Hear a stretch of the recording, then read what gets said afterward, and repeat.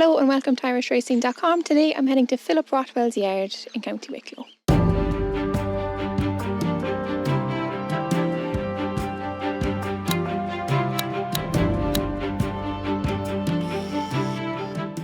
Philip, we're here in Nagle, County Wicklow. Lovely setup you have here. What kind of gallops do you have? So I have a poly track 6 furlong hill, and then I also have a sand circle. So the sand circle leads in onto the poly track hill, but it's mainly the hill we use.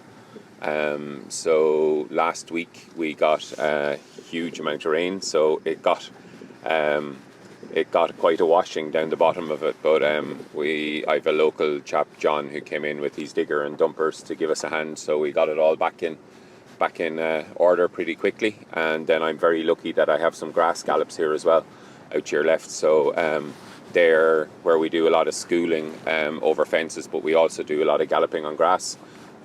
So I'm very, very fortunate to have exceptional facilities here. So even when the gallop was out of order for 3 or 4 days, we were able to use the grass. So I'm very lucky. It's all quite self-contained here as well then?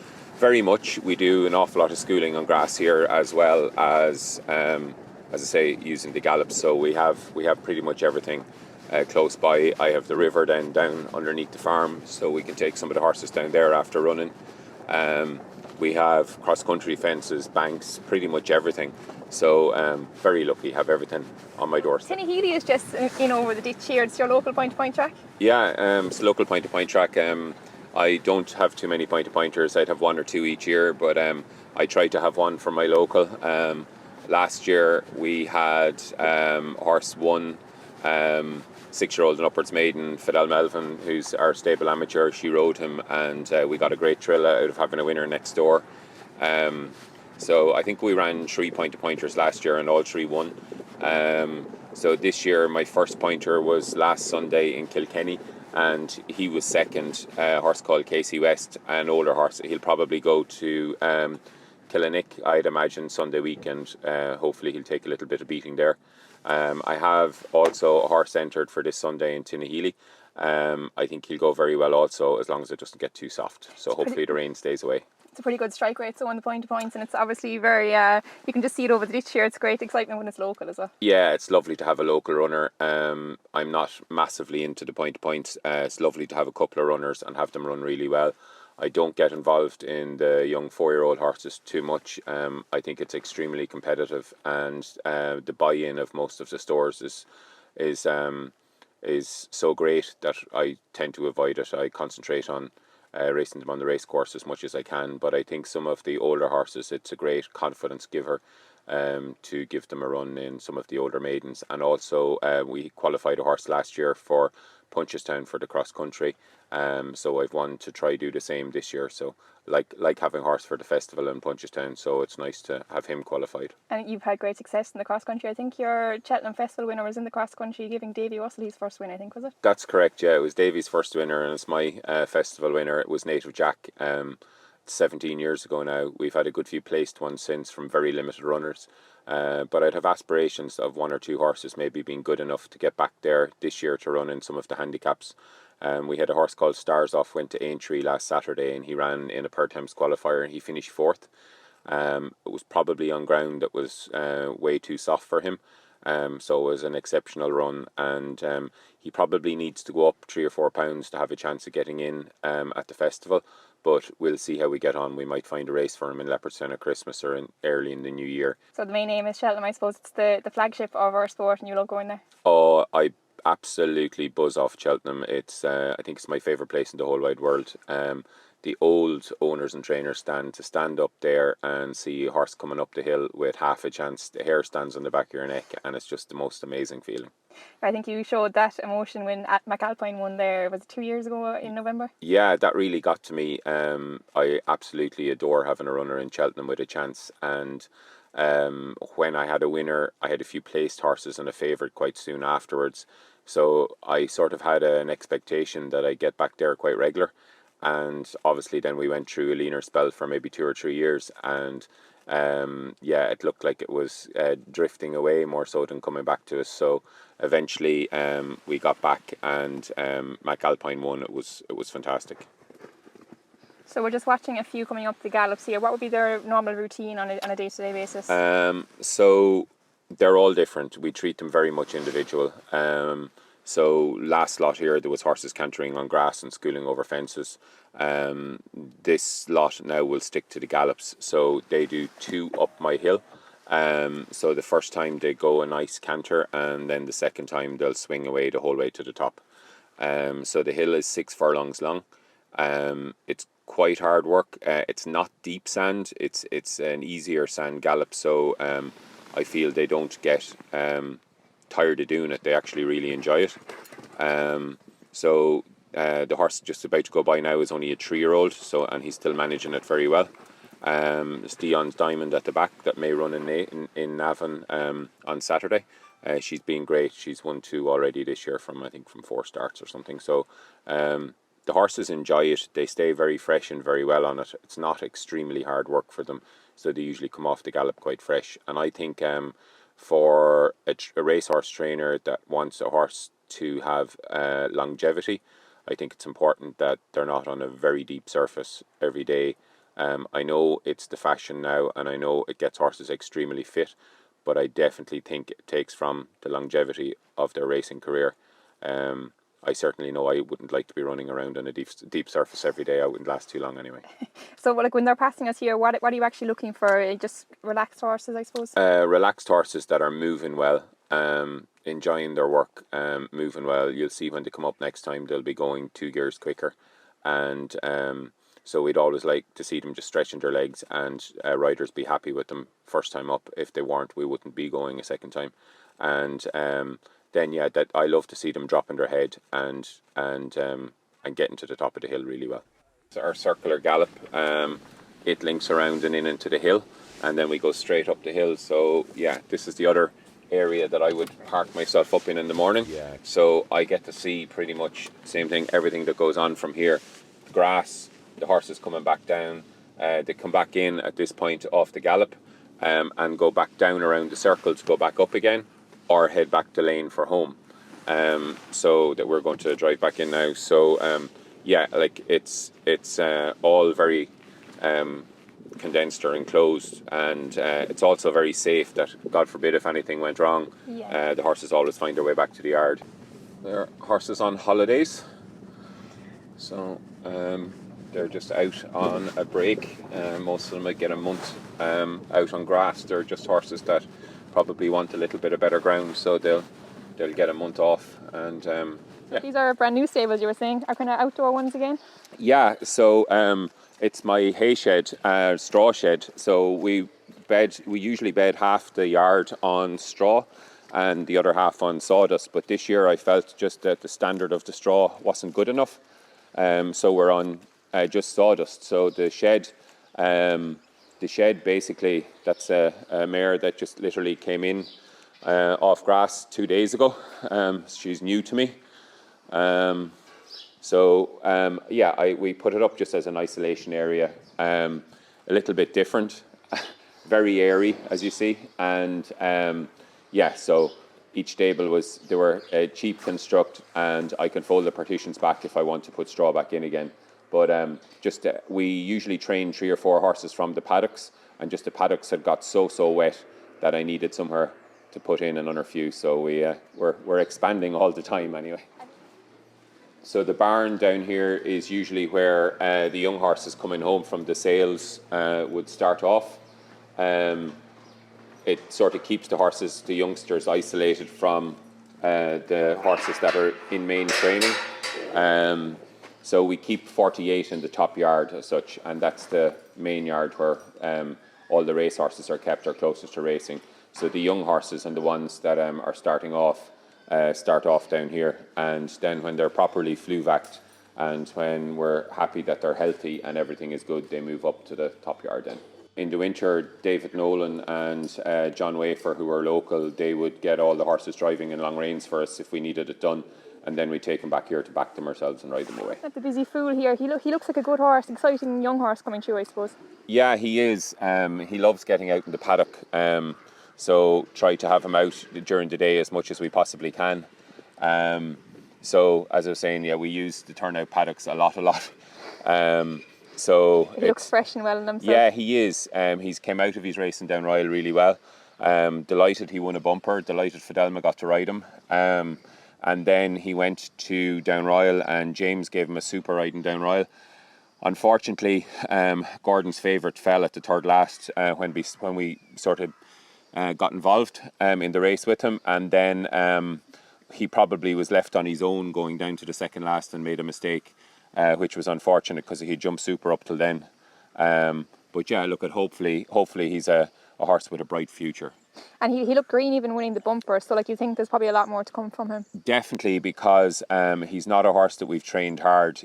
He's a big 5-year-old, and he was very lean as a 4-year-old. I bought him privately out of the Derby sales 2 years ago, or after the Derby sales. He was a horse that was unsold. He had an issue whereby he box walked a little bit. So he was a very cheap horse. I think he was like €3,000 or something home from the Derby sales. So I was very fortunate to get him. And then Seamus Carty and Tony Murray, who've been super owners for years here, they supported me with the idea of taking him on as a long-term project because he was a big horse. So we gave him a canter on grass here as a 4-year-old at home, and he looked very good. The lads were sort of wondering then when he'd run because he'd shown quite a bit of potential, but I sort of said we'd give him another year. So we did that, and I think that's the makings of him. His first good gallop this year on grass was actually in Thurles, the day he won his bumper, because he is a big lean horse. So I think he'll come forward from that very much, and yeah. And your budget is obviously a lot smaller than the likes of a Gordon, who you were coming up against on Saturday in Down Royal. What is it you're kind of looking for when you're looking for a cheaper horse who can maybe go on and win a bumper like this guy? Well, I bought some lovely horses at the July sales this year. I think there has sort of been an overproduction in Ireland, and the standard of pedigrees and stuff that we have now in comparison to 10 years ago is amazing. So I think there's going to be a huge number of cheap horses winning races. They don't know how much they cost. The pedigrees of the horses on the July sales this year were second to none. They were very, very good. I think they'd have stood up on an awful lot of the Land Rover Derby sales. Just the horses tended to be an inch smaller. But in a lot of cases, the horses that are an inch smaller are still better race horses. So this year at the July sales, I think I bought 7 horses for some total of €14,000. So they averaged 2,000 home or something. There's 3 or 4 of them cantering at home at the moment that I've syndicated, and they really look like lovely horses. I'd be hoping that 1 or 2 of them would make nice summer bumper horses next year. There's a Loro horse. He's out of a half sister to the Shunter.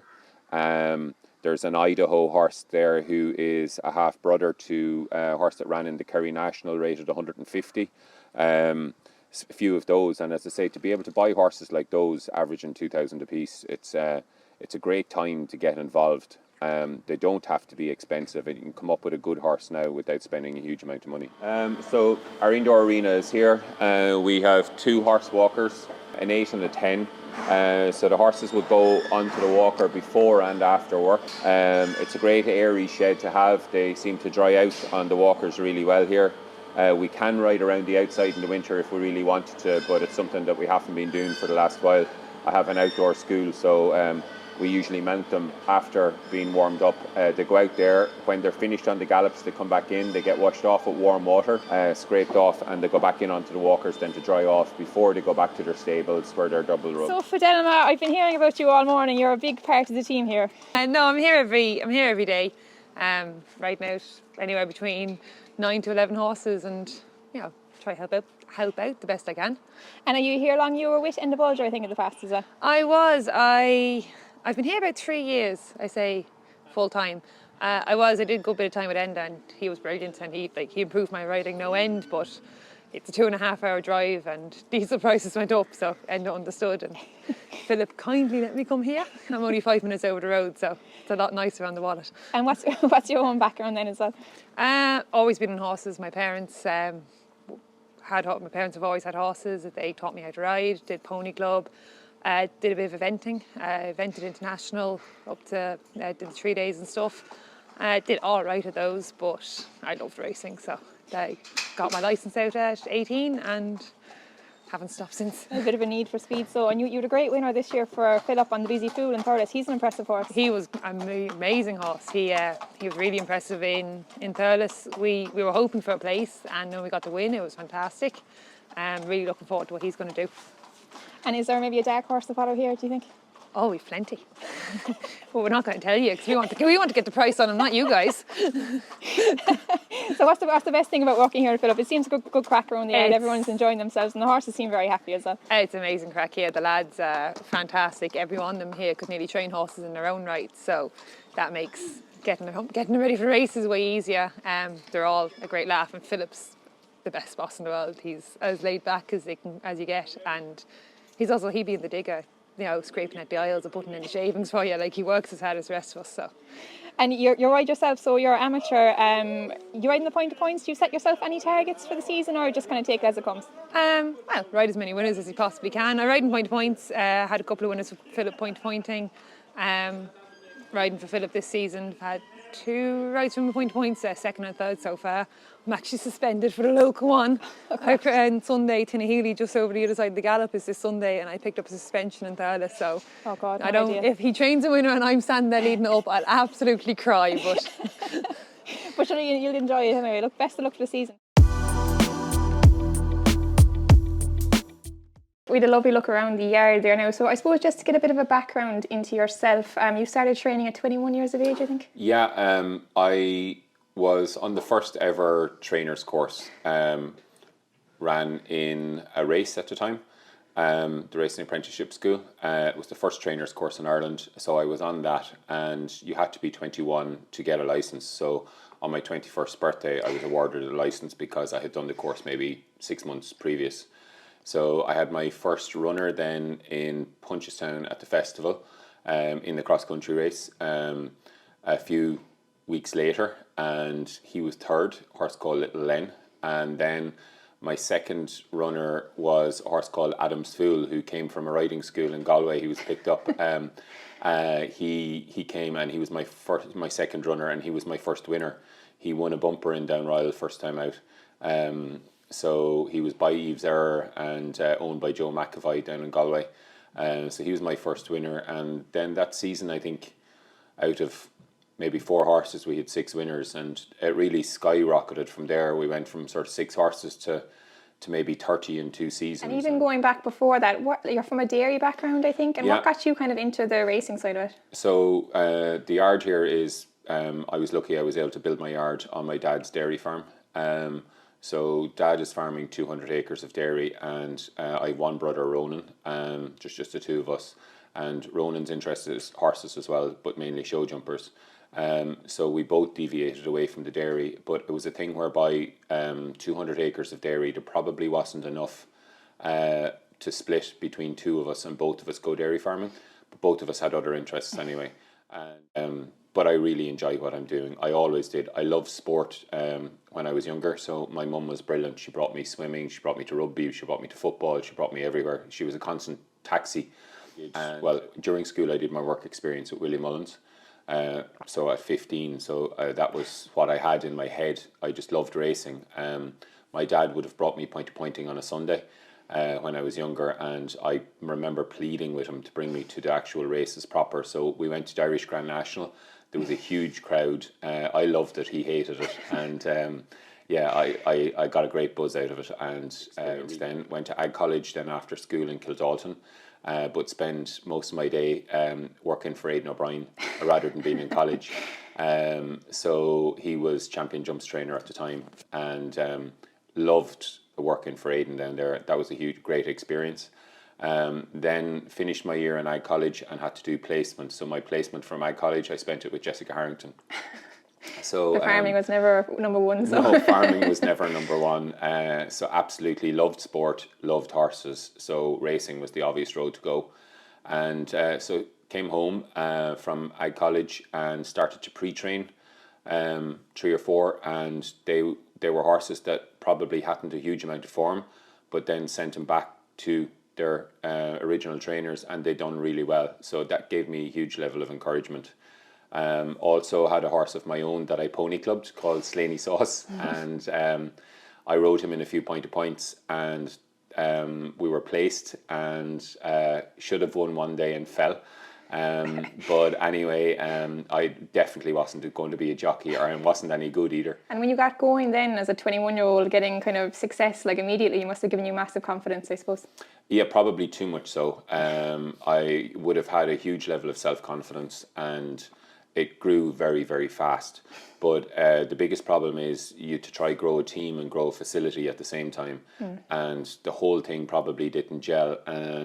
We did really well. Like numbers grew and the results were exceptional. Like I was very happy with how things were going, but probably just didn't manage the business as I would now. And then also we came, the economy took a downward dive at one stage, and when it took a downward dive, that really affected my business. I was probably sort of third, fourth, fifth on the trainer's table for a couple of years and doing quite well. But a lot of the owners and supporters I would have had, when the economy dropped, their interest or level of involvement dropped as well. So, and then I went through maybe a year or two where one or two of my better horses were injured. So my numbers fell from 50 down to about 15, and the 15 we had weren't great. But we were lucky that sheer hard work and determination, we've grown it again. And you got some kind of good horses early on, like Black Apache, I think, won Grade 2 hurdle. And did he win the Grade 1 Paddy Power Chase? Yeah, the Grade 2 hurdle was actually the hurdle that's ran now in Nace in February time. It's actually a Grade 1 now. It was a Grade 2 when he won. And yeah, he was a very good horse. He won a Paddy Power for me as a 6-year-old novice in Leopardstown. And yeah, he was a very good horse for us. And but I had some lovely horses over the years. And not many people can say they gave Davy Russell, well, no one else can say they gave Davy Russell his first festival winner. That's a great thrill. And I suppose it's trying to find that quality of horse now again to compete with the top yards, I suppose. I'd say Davy'd like to say that he gave me my first Cheltenham winner, my only one. But yeah, sure, look at what can you say? Davy was an outstanding rider. Like, he was a brilliant horseman. And what a lot of people wouldn't know is I went to Ag College in Kildalton with Davy, so I knew him from Ag College, and yeah, he's a fantastic rider. And you've got some great riders as well at the moment. You have Simon Torrens, I think Paddy Hanlon and James Sullivan are all here on a regular basis. And you use Rachel and Dara O'Keefe as well. Yeah, the lads come in a day a week. I'm very fortunate. So it's an exciting time, and all those lads, I suppose, have contributed to you having quite a good season so far. 23 winners. You're probably nearly on track to match your total best, I think 35 a couple of years ago. But there's a few very exciting horses there. We talked about the Busy Fool, and Stars Off was another one who ran an Aintree a couple of weeks ago. And another very exciting one, Dion's Diamond. She's been a very, you haven't had her too long, but she won a maiden hurdle and a beginner's chase in very quick succession. Yeah, she's been very lucky. She won a maiden hurdle in Ballinrobe quite convincingly, and she got a rating of 109 for that. So I used that rating to run her in a beginner's chase in Sligo, whereby she was in a 109 and less with a 4-year-old allowance. So she was very well in that day. It was a great experience for her to get her back over fences this year already as well. She had pointed, so she had jumped in the past. So yeah, she's like 2 from 4, I think, for us. But yeah, we've some lovely horses this year. Quarry Rocco was a little bit disappointing in Gorn on heavy ground the other day, but I think that's my fault. I've ran him on heavy now twice, and it hasn't really worked out. But I'd be hoping that he has that he's a good future. Captain's Nephew, the same thing. I didn't have the best day on Saturday. I think he underperformed a little bit on ground that was maybe a bit quick in Down Royal. But outside of Saturday, the horses have been running incredibly well, and I think the decisions I've made for most of them have been quite good, because I think placing the horses is a huge part of getting results. And as I say, I don't think I placed the horses terribly right on Saturday, but hopefully I get away with one bad day. But yeah, we have some lovely horses, as I say, Captain's Nephew, Quarry Rocco, Stars Off to go to Cheltenham maybe again, and yeah, there's a number of young horses. The Busy Fool definitely looks like a horse that can be exciting. Maybe even next year. He probably wants another year to show what he can really do. But I have a load of horses there that I think can win races. I think out of the maybe 48 horses that are in full training. I'd be disappointed if 40 of them can't achieve, at least 40 of them can't achieve and be a winner at some stage. So it's not all about the better horses. It's about making sure that you can do your best with each individual horse, and that you can come up with a plan to create each individual horse to win a race as best you can. And with the help of the staff that I have this year, I think we've done that pretty well. And just speaking of Cheltenham, you've a few entered at the weekend. I think there's going to be 2 running. What kind of chances would they have? Yeah, so it's purely down to ground. I have a horse called Warm and Gory, belong to a really good syndicate of guys that are local. They're from County Wexford, and he's won 2 races for them this year already. So we are definitely going to Cheltenham for fun. But with a live chance of finishing in the first 4 if the ground stays good. If the ground comes up soft on Friday, I think we're in trouble with him. The other horse then is Prince Salter. Same thing, owned by the Blind Squirrel Syndicate, a great syndicate of guys also. He's won 3 hurdle races already. He has been very good to the yard. So back, he won in Killarney in the summer, and then he went back to Killarney a couple of weeks later and finished 4th, I think. And I felt that day he probably needed a little holiday. So we gave him a holiday with the idea of bringing him back for Cheltenham. And so same thing, he's won 3 handicaps, he's gone up in the ratings, but he's definitely going over with a chance of running very well. And he's a horse that has a lower rating over fences, so we'll probably... after Cheltenham, we'll come back sort of Christmas time and try and exploit that. So it's great for the owners to get over to have a bit of fun anyway, regardless. But I was actually interviewing Paddy O'Hanlon a couple of weeks ago, and he gave El Champo as maybe a horse to follow for the season. He's a 5-year-old back of Ango. Yeah. Might have a bit more left in him, maybe. Yeah, I hope so. One or two of the other horses that I mentioned, I felt like have maybe underachieved a little bit so far, but I think there's a huge amount more in them. And it was more we had to learn what angle to get that out of them from. El Champo, on the other hand, he has definitely achieved more than what I had believed he was going to. He won a hurdle in Kilbeggan over 2-3, a handicap hurdle, and I was delighted with him that day. He galloped very strong to the line. So he went to Galway then, and he won a 2.5 mile handicap in Galway that Paddy, I think, gave him an exceptional ride that day. The ground was just soft, but they hacked along, and he was able to dictate from the front. But when I seen how well he travelled and how well he stayed over 2.5 that day, I chose to go back to Galway again 3 weeks later for a 2 mile on soft ground, and let him go a good gallop from the front. And I was hoping that I go there and still be competitive, because he'd won 2 handicaps and gone up considerably. But to go there and he won again, it was a great thrill. So he's won 3 handicap hurdles now this season, and I think to win 3 races in any season with any young horse in Ireland, it's tough enough. And he's done it, and there is scope for him to stay improving because he's big and he's only 5. I've been very, very lucky with the horses that we've bought off the point-to-point field. Dion's Diamond and El Champo are 2 of those. I think I've bought 7 of them in the last 2 years, and so far 6 of them have won, and I think the other one will win. Yeah, but that's no mean achievement, I suppose, considering the price of point-to-pointers, and your budget would be a lot more limited. Definitely. Like the point-to-pointers don't have to be expensive. Everybody sees the expensive one, but there's huge value to be got out of the point-to-point field. The point-to-pointers, El Champo and Dion's Diamond, they didn't cost a huge amount of money, and they were horses that were placed in maidens. So yeah, they don't have to be expensive, and we've been very lucky with them. But I feel that I have a lot of friends training point-to-pointers, and I trust them, and I can speak to them every Sunday, and I can get a great feel for what they think of the races that the horses were running in. Whereas if I left Ireland to go to France or Germany or some of the other countries with a smaller budget, I feel I'd be at nothing, because I wouldn't have the same connection that I'd have with the Irish guys.